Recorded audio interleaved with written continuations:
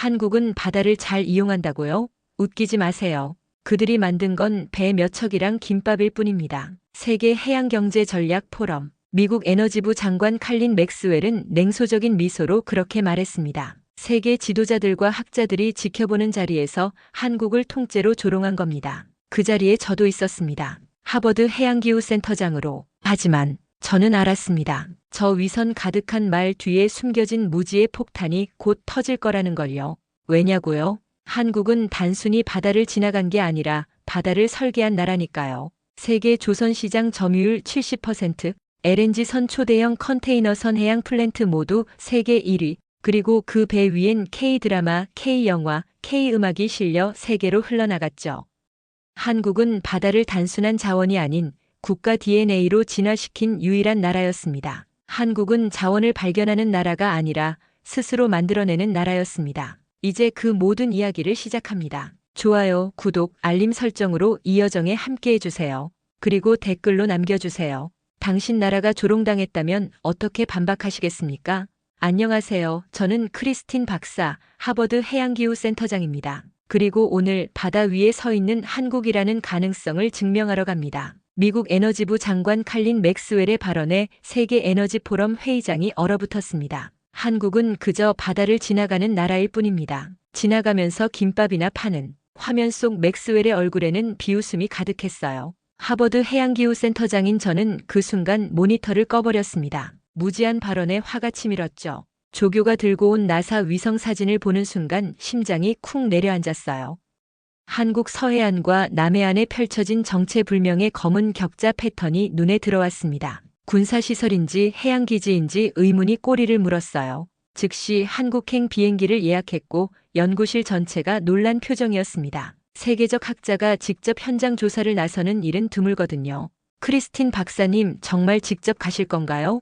현지 연구팀에 요청하면. 수석 연구원 마이클이 걱정스러운 얼굴로 물었지만 저는 고개를 저었습니다. 이건 제가 직접 확인해야 했어요. 맥스웰의 발언이 단순한 조롱이 아니라 세계 해양 정책에 영향을 미칠 수 있는 중요한 사안이었기 때문입니다. 비행기 안에서 바다에 관한 자료를 검토했어요. 전 세계가 탄소 중립을 외치지만 실질적 해결책은 여전히 미지수였습니다. 한국 연안에서 포착된 이 패턴이 혹시 그 해답과 연관되어 있지 않을까 하는 생각이 들었죠. 실제로 몇몇 연구에 따르면 특정 해양 식물은 놀라운 탄소 흡수력을 가지고 있다고 했어요. 하지만 그런 식물이 이렇게 넓은 면적에 걸쳐 재배된다는 사례는 들어본 적이 없었습니다. 기내식을 먹으며 또 다른 자료들을 살펴봤어요. 한국은 조선업 강국이면서도 해양 생태계 보존에도 상당한 투자를 하고 있다는 기사가 눈에 띄었습니다. 세계 최대 조선소와 함께 광활한 갯벌, 그리고 그 사이에 존재하는 이격자 패턴.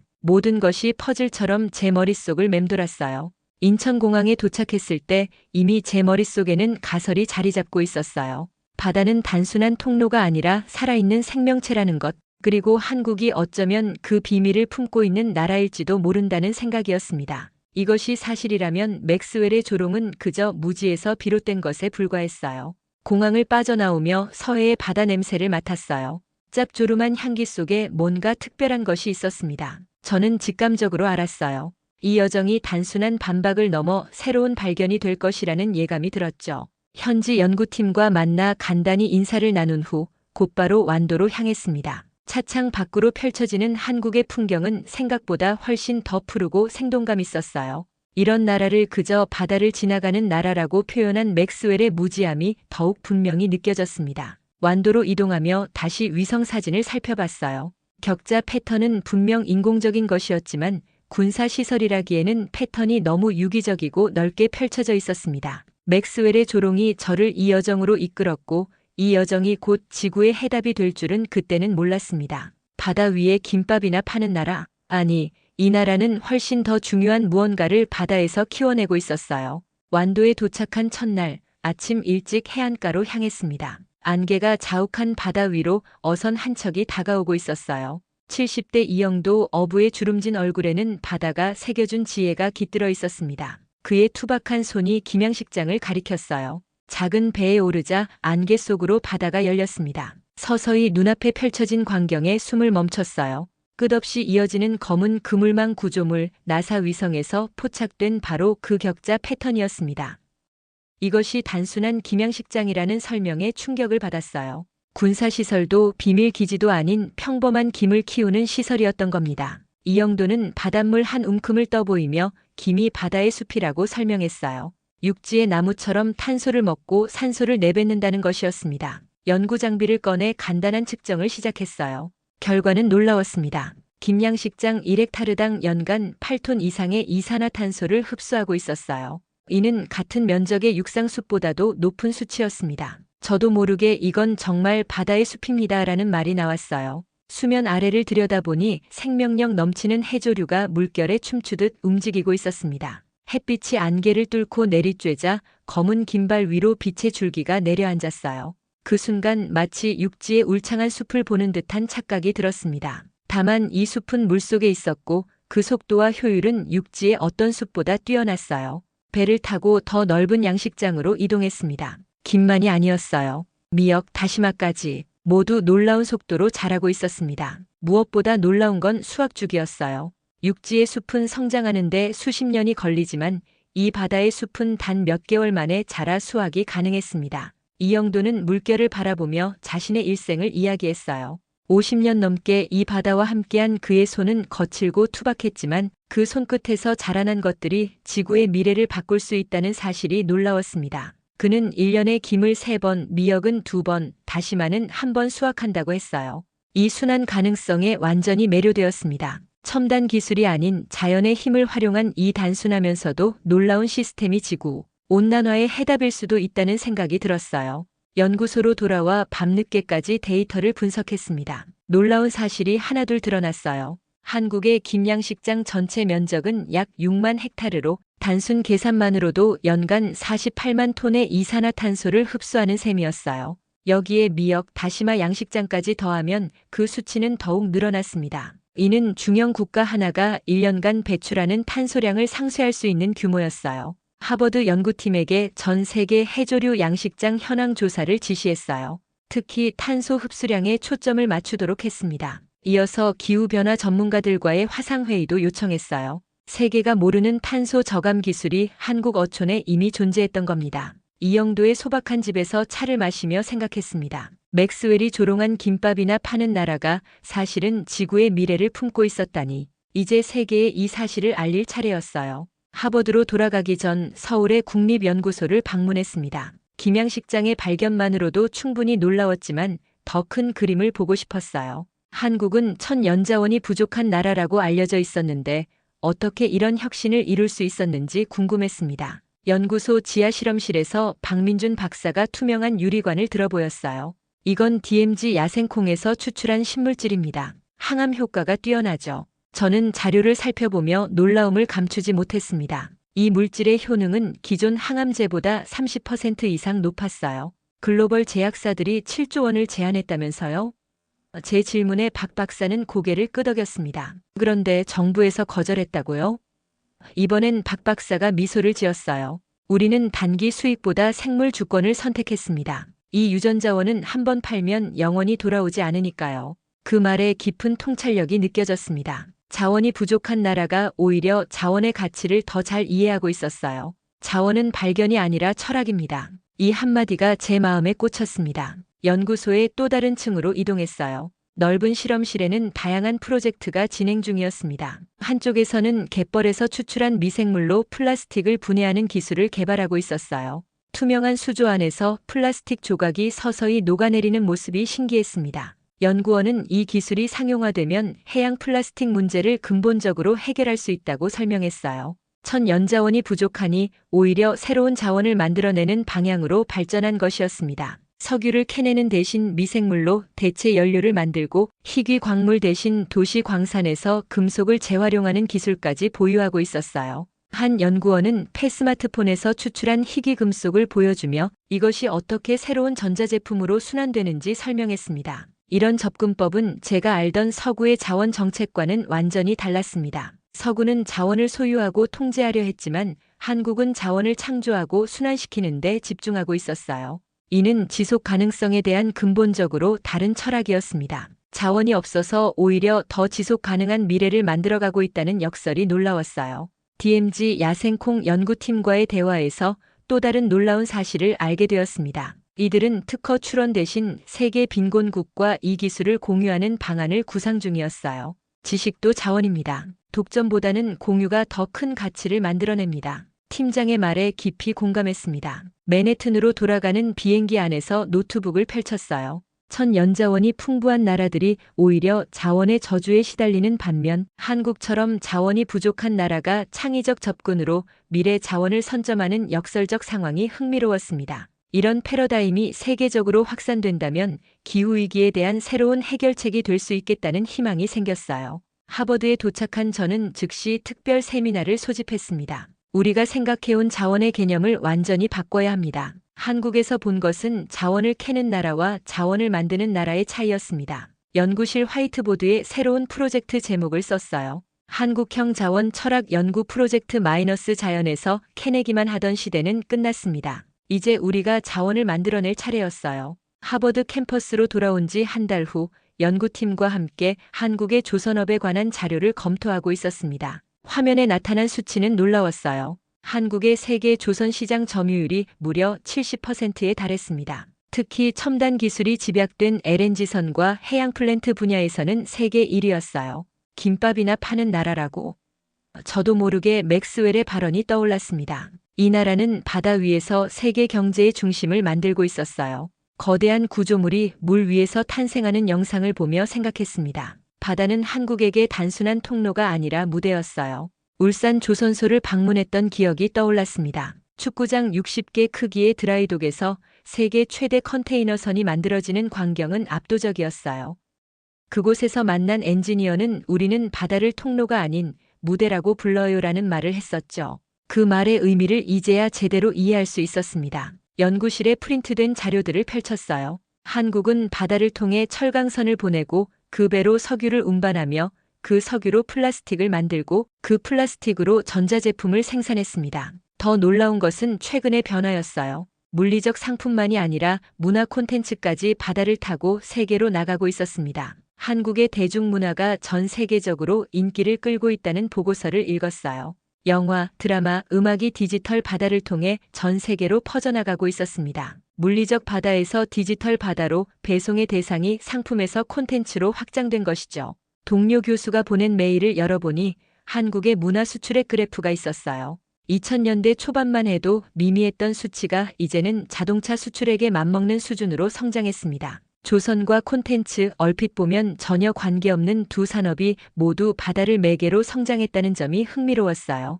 연구팀과 브레인스토밍 세션을 가졌습니다. 바다의 의미를 다시 정의해야 합니다. 화이트보드에 적었어요. 바다는 더 이상 국가를 갈라놓는 경계가 아니라 국가를 세계와 연결하는 다리였습니다. 그리고 한국은 이 다리를 가장 효과적으로 활용하는 나라 중 하나였어요.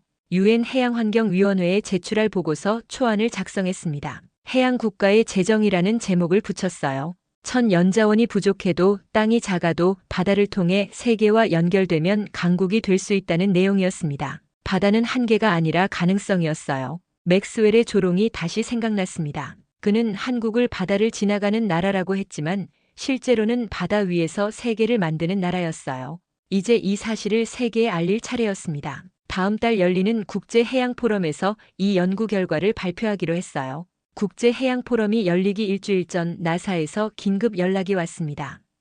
위성 관측팀이 한국 연안의 격자 패턴에 대한 심층 분석 결과를 보내왔어요. 저는 떨리는 마음으로 파일을 열었습니다. 화면에 나타난 고해상도 이미지와 데이터는 제 예상을 훨씬 뛰어넘는 것이었어요. 이것은 정말 놀라운 발견입니다. 나사 연구원의 음성 메시지가 이어졌습니다. 이 긴발 구조물들이 연간 흡수하는 탄소량이 중형 국가 하나의 배출량과 맞먹습니다. 이미 저희 팀이 확인한 내용이었지만 세계 최고의 우주기관이 이를 공식적으로 인정했다는 사실이 중요했어요. 연구실에서 밤을 새워 데이터를 다시 검토했습니다. 한국의 김미역 양식장뿐만 아니라 갯벌에 서식하는 규조류 그리고 바닷속 잘피까지 포함하면 이른바 3대 블루카본 생태계가 완성되는 셈이었어요. 이것은 단순한 양식업이 아니라 거대한 탄소 흡수 시스템이었습니다. 연구 결과를 정리하면서 놀라운 수치들이 계속 나왔어요. 한국 연안의 김양식장 면적은 서울 면적의 2배에 달했고 이들이 연간 흡수하는 탄소량은 승용차 100만 대가 1년간 배출하는 양과 맞먹었습니다. 게다가 김양식은 화학 비료나 농약을 사용하지 않는 친환경 산업이었어요. 식량 생산과 동시에 환경 보호까지 이루는 완벽한 시스템이었습니다. 동료 연구자들에게 즉시 화상회의를 요청했어요. 이 발견이 가진 의미를 생각해 보세요. 군사시설로 오인될 정도로 정교한 구조물이 사실은 지구의 폐 역할을 하고 있었던 겁니다. 회의에 참석한 기후과학자들의 눈빛이 달라졌습니다. 이는 기후변화 대응의 새로운 패러다임이 될 수 있었어요. CIA에서조차 이 격자 무늬를 의심스러운 군사시설로 오인했다는 비밀 보고서도 입수했습니다. 아이러니했어요. 국가 안보를 위협할지도 모른다고 의심받던 구조물이 실은 인류의 생존을 위한 희망이었다니 너무나 상징적인 반전이었습니다. 연구팀은 이 발견을 어떻게 세상에 알릴지 토론했어요. 너무 학술적으로 발표하면 대중의 관심을 끌기 어려울 것 같았습니다. 결국 포럼 발표 자료에 김밥이 지구를 구하고 있다는 제목을 달았어요. 자료를 검토하던 PR팀은 제목이 너무 가볍다며 수정을 요청했지만 저는 고집을 부렸습니다. 이 역설적인 표현이 사람들의 관심을 끌 것이라 확신했거든요. 발표 당일 회의장은 전 세계 언론과 학자들로 가득 찼습니다. 제가 단상에 오르자 긴장감이 감돌았어요. 오늘 여러분께 소개할 것은 지구온난화의 새로운 해결책입니다. 한국의 바다에서 발견된 검은 격자의 비밀. 스크린에 나사 위성 사진이 떠올랐고 청중들은 숨을 죽였습니다. 90분간의 발표 동안 청중들의 표정이 놀라움에서 희망으로 바뀌어가는 것을 느낄 수 있었어요. 특히 재생 가능한 해조류 양식의 확장 가능성에 대한 설명에서는 여러 국가 대표들이 메모를 하며 진지하게 경청했습니다. 발표가 끝나자 기자들의 질문이 쏟아졌어요. CNN 기자가 가장 먼저 마이크를 잡았습니다. 정말 김밥이 지구를 구할 수 있다는 말씀인가요?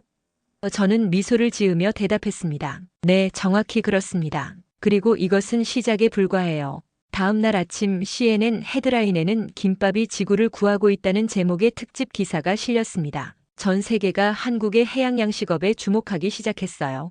과학계가 몰랐던 김의 힘 그리고 군사시설로 오인됐던 격자가 지구의 폐로 밝혀진 놀라운 반전. 이제 세계는 한국의 바다를 새롭게 보기 시작했습니다. 이영도 어르신의 손을 보면서 생각했습니다. 70년 가까이 바다와 함께한 그 거친 손가락에는 제가 쌓아온 모든 학문적 지식보다 더 깊은 지혜가 담겨 있었어요. 완도에 다시 방문한 이유는 간단했습니다. 세계적 관심을 받게 된 김양식의 원천을 더 깊이 이해하고 싶었습니다. 새벽 4시 이영도 어르신의 출항에 동행했어요.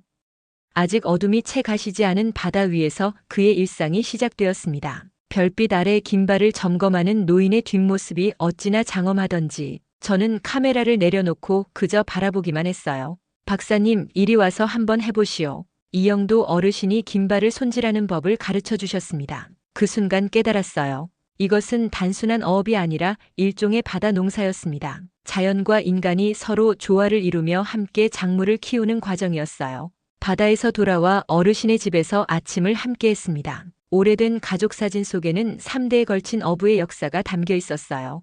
우리는 바다를 지키는 사람이지 바다를 지배하는 사람이 아니오. 이영도 어르신의 말씀이 가슴에 와닿았습니다. 미국으로 돌아온 후 UN 해양환경보존회의에 초청받았어요. 단상에 올라 마이크 앞에 섰을 때 갑자기 이영도 어르신의 손이 떠올랐습니다. 제 박사학위보다 훨씬 더 위대한 지혜가 있습니다. 바로 70년간 바다와 함께한 한국 어부 이영도 어르신의 손입니다. 회의장이 조용해졌어요. 스크린에 이영도 어르신의 사진을 띄웠습니다. 거친 파도와 싸우며 긴발을 손질하는 모습이었어요. 이 손이 만들어낸 바다의 숲이 지구를 살리고 있습니다. 우리 학자들이 연구실에서 찾지 못한 해답을 이미 그는 알고 있었습니다. 발표 후 하버드, MIT, 스탠퍼드 대학의 공동 연구팀이 구성되었어요. 한국형 자원윤리학센터라는 이름의 새로운 연구기관이 설립되었습니다. 이곳에서는 전통적 지혜와 첨단 과학을 결합해 지속 가능한 미래를 연구하게 될 것이었어요.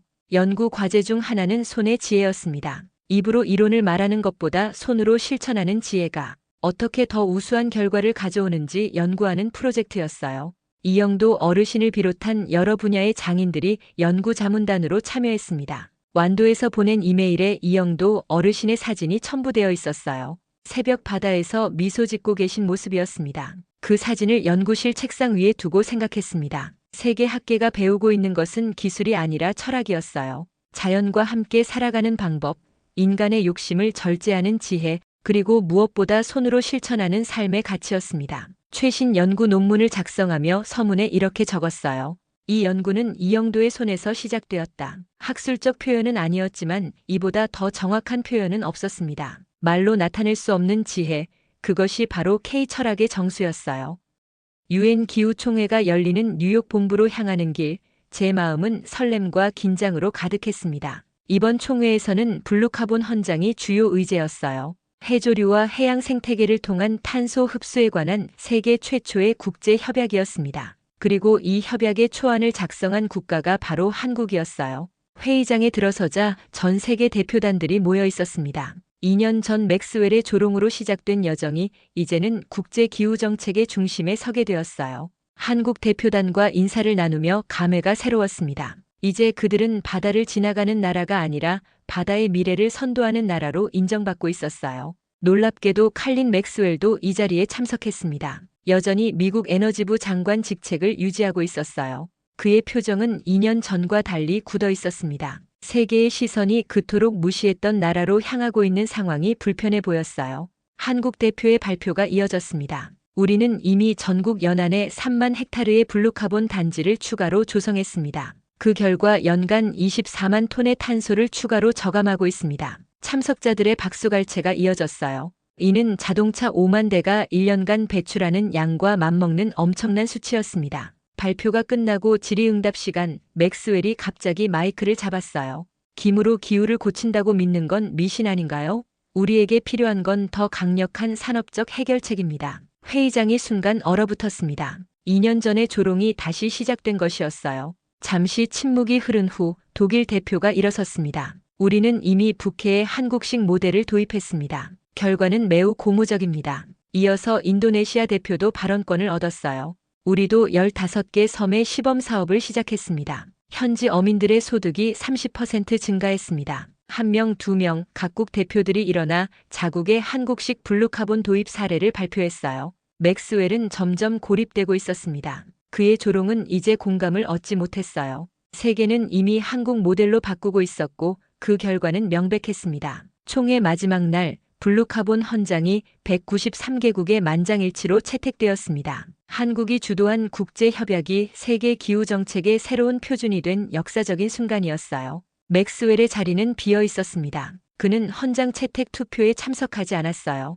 회의장을 나서는 길에 한국 대표단의 활짝 웃는 얼굴이 눈에 들어왔습니다. 그들은 맥스웰의 두 번째 조롱에 분노하거나 항의하지 않았어요. 대신 침묵 속의 결과로 증명해냈습니다. 이것이야말로 진정한 반격이었습니다. 외침이 아닌 침묵의 반격, 말이 아닌 행동의 승리였어요. 호텔로 돌아오는 길에 생각했습니다. 바다 위에 김밥이나 파는 나라가 이제는 세계 기후정책의 표준을 만드는 나라가 되었다니. 역사의 아이러니가 이보다 더 크게 느껴진 적이 없었어요. 한국의 바다가 세계의 미래를 구하고 있었습니다. UN 기후총회 폐막식에서 마지막 기조연설을 맡게 되었습니다. 무슨 말을 해야 할지 고민하던 중 완도에서의 기억이 떠올랐어요.